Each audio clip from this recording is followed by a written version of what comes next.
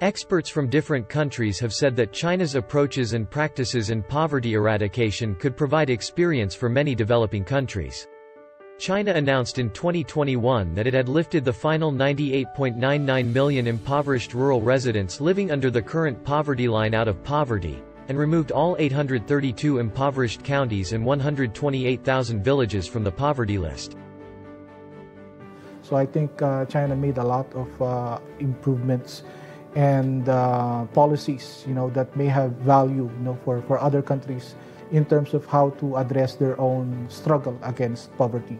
China also came up with this Global Development Initiative that is an opportunity also to work with the international community to providing public economic goods.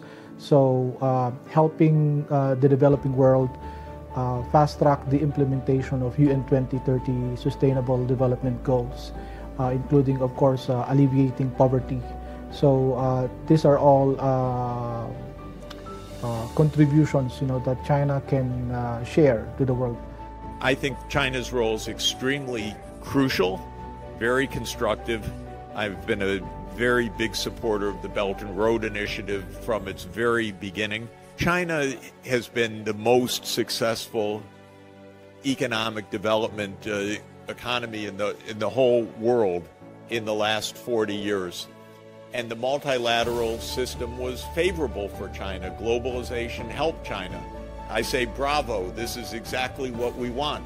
An open system that enabled China to go from a poor country to the end of poverty in a 40-year period.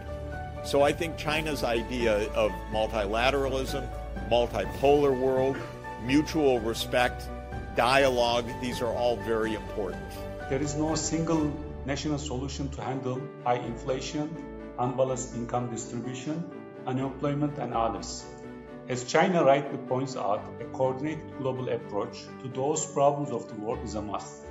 Developing proper global strategies are needed to boost development and strengthen cooperation in poverty alleviation, pandemic response, and green development.